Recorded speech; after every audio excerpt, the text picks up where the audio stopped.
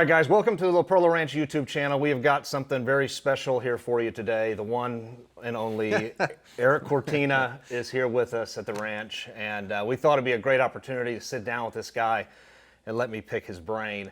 Erik, I don't know if you know this, but I have been a fan of yours for a very long time, so this really is an honor for me to have you here. Thank you. You know, back in the day, I was probably your first Patreon when you launched that back in the day, and have followed you through the years, and you've taught me so much about reloading over the years. And so to be able to sit down, I just kind of wanted to ask you some, you know, very more specific, nuanced reloading questions, hopefully, that may help some of our viewers. So I wrote some down. Absolutely, man. If you don't mind, let me pick your brain for a second. Go for it. Question number one, I want you to give me at a high level what your basic order of operations are from you take a piece of fired brass, what happens from there? First thing I do is I anneal it. So I anneal, I full length size, in which step I punch out the primer. Okay. Okay. I uniform the primer pockets. I run an expander mandrel in the necks. I trim the brass. And I wipe the lube off. I don't wash my brass because I do so much that, whatever. Feel free to wash it if you want. It's not detrimental. I just don't. I wipe the brass off. I seat the primers. Drop the powder charge. Seat the bullet. Okay. Fairly simple. So let me ask you a couple questions off that. So, you know, you take that first piece of brass and you're annealing it. Are you using a amp annealer, or what are you using these days? Yes, sir. Amp annealer. Okay. And you're going to full length size, so you're going to use, I'm assuming, a Cortina full length sizing die. Yes, sir. With a bushing. Yes, sir. And is there any expander mandrel with or a button inside your full length sizing? No button whatsoever. Okay, so you get all that out with the expander mandrel process. Like our dies don't even come with a button because I don't want you using expander button, whatever they call those things. Mm-hmm. So tell me why that's a bad idea. Is if I'm going to run, you know, two things through the inside of the neck, is that a bad choice? So those expander buttons, I know a lot of the dies come with them, and I get it. It's easy, it's more efficient, right? You run it in there, you full length size your brass, you squeeze the neck down, and on the way up, you expand the neck and you're done. However, the problem here is when you full length size your brass and you bump the shoulder down, the shoulder is trying to spring back, meaning it's trying to go back up. Mm-hmm. Okay? Well, now it's trying to go up that way, and you're immediately coming up with your button and pulling it up, right? But you're pulling from the center. You're squeezing down evenly like this, but then you come up and you pull just from the center as the brass is trying to spring back. Mm-hmm. And that's just going to give you a lot of exacerbating the process. It's going to give you a lot of inconsistencies. Okay, so size the brass, let it kind of normalize. It's going to spring back, but let it normalize. And at that point you can measure, and you'll know if you size the brass correctly. You can do function checks, whatever you need to do, but it'll be consistent, right? Then you can run an expander mandrel. Expander mandrel is pushing down, right? So if anything, it's going to not create a problem of you not being able to chamber a piece of brass. Run the mandrel in there, and you're done. Good. So you mentioned trimming your brass. Well, let's talk about why we run a mandrel. Okay. I think it's important, and most people don't realize the benefits. Because if you're running a bushing die, technically you don't even need a mandrel. You could size the bushing accordingly so that it gives you the perfect neck tension, okay? The problem is you size the bushing sizes the neck on the outside of the brass. And it's going to make it very round, very perfect, as perfect as the bushing is. which means all the imperfections get pushed to the inside of the neck, which is precisely where you don't the want only 'em. thing that's going to touch the bullet. So the ideal situation is, and also when you size down with the bushing, the brass is trying to push out.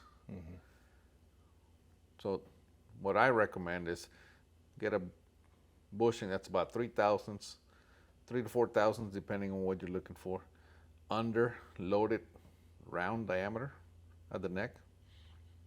So if your neck diameter is 272, get a 269 or a 268 bushing. Size your brass, bump the shoulder, and then run an expander mandrel that is 2/1000 under bullet diameter. Now you made the inside of the neck, which is what's going to hold the bullet, very round, very perfect, and you push the inconsistencies to the outside, which are not going to touch anything in the chamber until after it is fired. So that's why you want to take care of the inside of the neck. Is there any harm in doing that expander mandrel weeks and months ahead of time in dealing with brass springback, or should it be done like right before you see the bullet? No, it'll be fine. I mean, it's the brass is going to move, but as long as it all moves together, or at the same rate, it doesn't matter. Okay. So it'll be fine. Now the other thing that I may be giving you too long of an answer, but I think it's very important. If you go to our website, we offer like 2 mandrels. One that is 2/1000 under bullet diameter, and one that is 1,500 below bullet diameter. And a lot of people think that is an absolute dimension, meaning if you're shooting a 6.5 millimeter, 264, the mandrels that we offer are 262. They think that gives you 2/1000 neck tension, regardless. That's not how that works. That's going to, let's not forget springback. So if you size the bushing down, 3/1000, and then you run a mandrel in there that's 2/1000, well, the 3/1000 is trying to spring back, so you may end up with about only 2.5/1000. Then you run the mandrel in there, that's about 2. So you're going to end up with about 2.25/1000 of neck tension. Okay. If you want more neck tension, a lot of people get smaller mandrels. You can just get a smaller bushing, create more springback, and that'll take care of it. Is there a point at which neck tension becomes detrimental, or is there really a sweet spot that you're looking for there? Detrimental is too little. Like this 1/1000 neck tension thing, that is going to give you issues. Trust me, been there, done that. I got the t-shirt and I paid the price. If you run too little neck tension, you're gonna run into problems. I've had ammo settle, the bullets seat themselves when I was traveling deeper in the case. I've had them pull out of the case. It's gonna create problems. So too little is a bad thing. Too much neck tension, if you run a mandrel, it's almost impossible to do, because you're gonna have a heck of a hard time running the mandrel in there, which is gonna trigger a flag to say, hey, this is too tight. Let's change the bushing so that we're not fighting it so hard, right? If you have too much neck tension and you don't use a mandrel, you can actually deform the bullet as you're trying to seat it. And a easy sign is a ring around the ogive where the cedar die is trying to push from, and it's just deforming the bullet. Obviously, you don't want that either. So speaking of neck tension, have you played around at all with like the amp press or any of these instruments out there that can quantify seating forces? Absolutely. I seat everything. Well, all of my F-class ammo is seated with an amp press. And if you're on my Patreon or on my members forum, I have done tests where I have sized brass with different bushings. I have ran different mandrels in there. I've ran mandrels multiple times, 1 time, 2 times, and ran everything through the amp press, shot groups at 1,000 yards, and figured out the best way to size this ammo. So what I found is run a bushing about 3/1000 below neck tension, or below loaded round diameter, and run a mandrel 2 thousandths under. If it's still too tight, just run the mandrel again. You don't need to get a different, you don't need a larger mandrel, just run it again. And it's gonna make it larger. Is there a magic seating force number you're looking at on that amp press? No, the other thing I found with the amp press is neck tension doesn't matter as long as it is consistent. So people say, well, I run 2,000. So I think 1,000 works better, or 4,000. I found that it really doesn't matter as long as it is consistent. So if you that's precisely why I recommend 3 to 4,000 on the bushing. So for example, if you're running a gas gun, get a bushing that's 4,000 under loaded round diameter, and get a mandrel that's 2,000 under. That's going to give you about 3,000 neck tension. Perfect for gas guns. It'll work perfect for bolt guns too. But that much neck tension makes people nervous. For why? Because they've heard the 1,000 neck tension thing for such a long time that they just can't make themselves go to 4. Yeah. You know, which in reality can end up about 3. So that's what I would recommend that they do. Let me ask you about sizing your brass. So you are getting ready for a match, and you're going to size, 200 to 300 rounds and run them through your full-length sizer. Over the course of those couple hundred rounds, you measure your shoulder bump on every single one. Okay. How much variance are you seeing, and how much is acceptable in that? It depends on your method, right? So if you're using a good press, like a single stage press, that's gonna matter. How you lube your brass is gonna matter. Because if you're inconsistent with your with your wax or your lube or whatever you're using, I use Imperial dye wax. But if you're inconsistent with how you do that, it's going to create inconsistency and the friction between the brass and the dye, which in turn is going to bump your shoulders less. Okay, so all that matters. So you have to be consistent, number one. Number two, you asked how much. I tell people 2,000 shoulder bump, but from where? That's the key question. So if you guys go on my YouTube channel, I have a video, I think it's named How to Set Up a Full-Length Sizing Die Correctly, or something along those lines. And in there I show, because everybody wants to measure with a comparator. That's fine. However, the true test is throw it in your chamber and see if it works, okay? The problem with 2,000s, if you did it correctly, because sometimes 2,000s is not enough. 2,000 is still snug. Then don't worry about it. Bump it more, right? But the problem is, let's just say at 2,000s we have 0 interference. The bolt, we remove the spring from the bolt and it just falls nice and easy on 2,000s. It feels the exact same way on 10,000s. So you don't want a tight bolt, but you also don't want 10,000s. So on that video, I show that if you can put a piece of, you get it to where the bolt falls on that piece of brass, nice and easy. But then you put a piece of Scotch tape on the back of the case, which is about 2,000s more. The bolt should not close on that. That tells you you're between 2 to 4,000s, which I would say is about 3,000s. And you'll get just the most reliable, most easy to chamber rounds that you're not gonna have issues with. So a frustration I've had over the years in trying to figure that out, you mentioned, the case lube, I would use Redding, and, I think in learning to be consistent with it, I was getting inconsistent shoulder bumps, and it was something that frustrated me. I ended up going to a spray lube eventually, and it helped me be more consistent with it. You said you use wax. Is there a reason you pick wax over a spray lube? Yeah, because I hate spray lube. Okay. Why do you hate spray lube? Because keep in mind we make dies. Most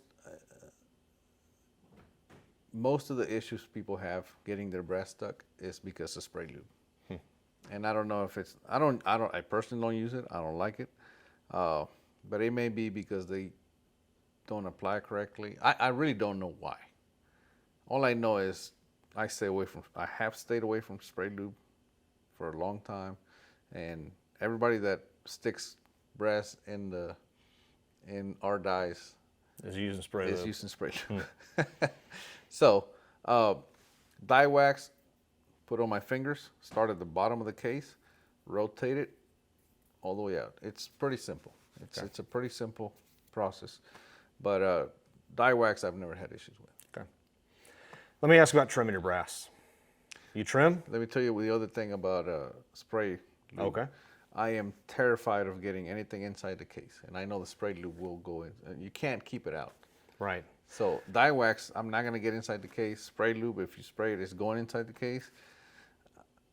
I don't want anything in there.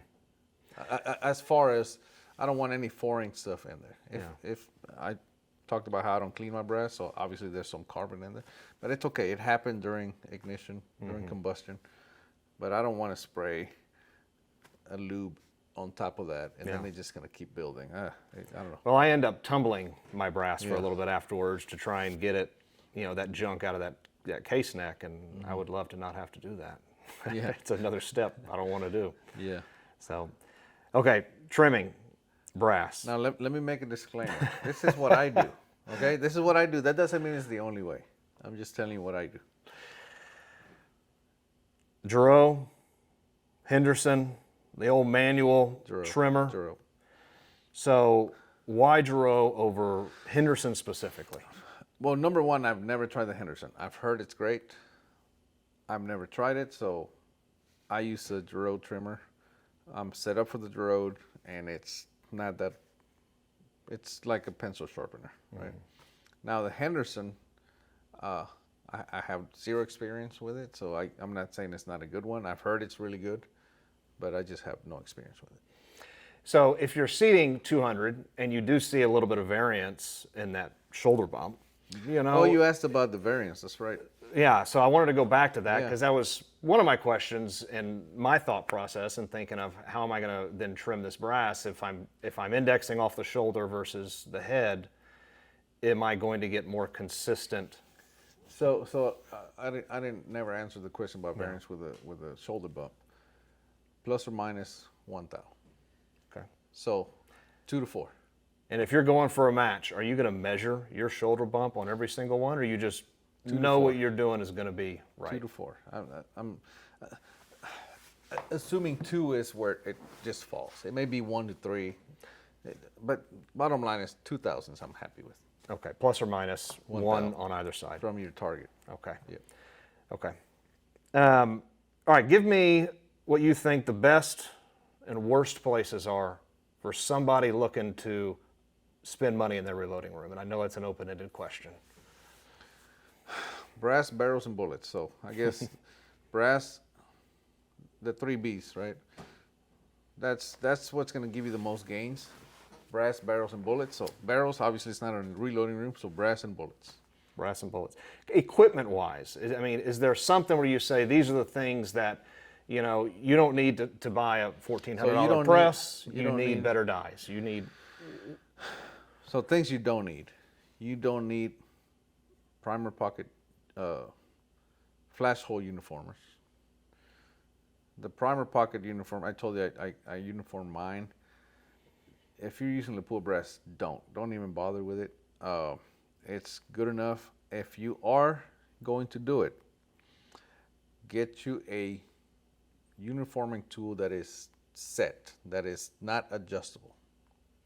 If it allows you to adjust it, you're going to adjust it and you're going to say this is the perfect thing, and then one day that thing's going to work itself loose and it's going to keep moving as you keep uniforming pockets, and you're not going to realize it until you ruin a ton of brass. So get one that is not adjustable if you're going to get one, okay? Money that is wasted is flash hole uniformers. What else? I'm trying to go through the reloading steps. So annealer, full-length slicing die, you need a good press. And a good press is not necessarily mean expensive press. Just a press that gives you the result that you're looking for. We said plus or minus 1 thou headspace. If you can get it, you have a good press. If you can get better than that, you have a better press, right? But if your press does not deliver that, get a better press. Dies, you need really good dies, and they don't have to be our dies. There's other companies that make really good dies. However, one of the issues that people have is, you talk about shoulder bump. It is once you need to move it 1,000th, it becomes incredibly difficult with that loosening that 7/8 14 ring and trying to move it 1,000. It's almost impossible, which is why we came up with the micro adjustable shoulder bump. Because once you're close, you just turn the knob, turn the cap, and now you can bump 1,000 more, 2,000 more, and you're there. Another thing that most people don't realize is the brass ages, even if you're kneeling it, it's going to have more spring back. So the setting that you had for the first 4 or 5 firings at, let's say, 5 on the die, you may require another 1,000 or 2 to get the same shoulder bump. So that's another reason that I created the micro adjustable shoulder bump. So you need a good set of dies. You need a run out tool. You don't need to check your run out on every round, but you need that run out tool so that when you're setting up a new cartridge, that you can check your process. For example, when you fire your brass in your chamber, it should be straight, right? Because it just came out of the chamber. If you have a good chamber job, fire your brass, take it out. Don't let it eject because it's going to get dinged up. Carefully take it out. Put on your run out gauge. It should read close to 0. When you full length size your brass, check it again. Again, if you have a good die, it should read close to 0. Seat the bullet. Check it again. If at that point now you have wild run out, then you know your seater die is the one that needs to be fixed. Most people measure it after the fact, and they have run out. They have no idea where the run out happened. So that's the only reason I have a run out gauge. And once I make sure that my process is solid and that I'm not inducing run out, that gauge goes up on the shelf and it's not seen for years sometimes until I got to set up something different. So that's the only reason I would suggest you get a run out gauge. Do not get a run out gauge that fixes run out, because you can't. Anyway, just if it's one of those that you got crooked ammo, now you can fix ammo, that's just a Band-Aid. Yeah. Just fix the process from the get-go so that you don't, because if the brass is straight out of the chamber and it's not straight after you loaded it, you put the run out in there. Yeah. So don't do that. Okay. Dies. You need a good powder dispenser. Again, not an expensive one, just a good one that you can trust. One that I loaded plenty of ammo with a Chargemaster or CBS. So you need a good scale. You need a good funnel. What do you mean by a good funnel?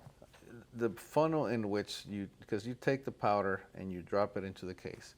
It is one of those things that if you have a really good funnel, you're going to have a lot less problems. Sometimes, if you have a cheap funnel, you're going to go there. The powder gets around between the funnel and the case neck. You pull it up. Now you got powder kernels on the table.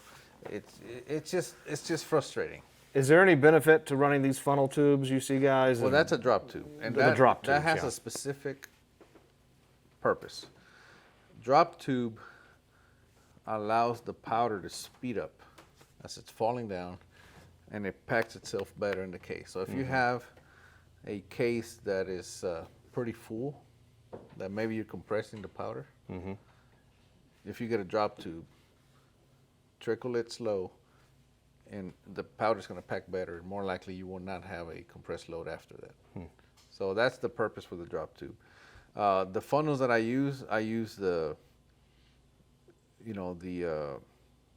RCBS new funnel that they have, and I also use a Short Action Customs funnel.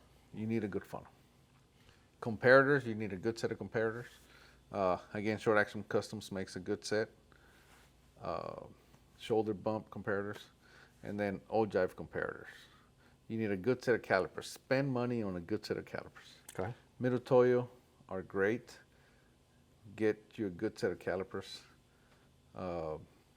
Measuring tools are important. Scale, bullet seater. Again, the bullet seater doesn't matter as long as it's giving you good ammo. It doesn't matter if it's $20 or $100, as long as it gives you good ammo. And hopefully I covered everything there. You did. You even covered my next question. That's all I got for you, Erik, man. I know I learned a lot. I hope some of our viewers did as well, man. But we appreciate you being down here. We appreciate you spending this time. Tell these guys a little bit. I'm sure they know where they can find you, but remind them where you're at. Erik Cortina on YouTube, Instagram, and Facebook. And I'm just, I started hunting, and I wanted to get better at hunting, and I started competition shooting, and then I'm still doing competition shooting. So, and I just kind of shared everything I had learned along the way with my viewers. And as you said, it's I've been able to help a lot of people just with knowledge that I've acquired or found out on my own or acquired from others. So I'm just passing it on and hoping to eliminate some of those frustrating days in the reloading room. Well, we appreciate it, man. We appreciate it immensely. If you guys have any more questions, our contact stuff is going to be down below along with Erik's. I appreciate you guys. Like and subscribe, and hang around more for some more videos in the future. Keep them centered. What he said.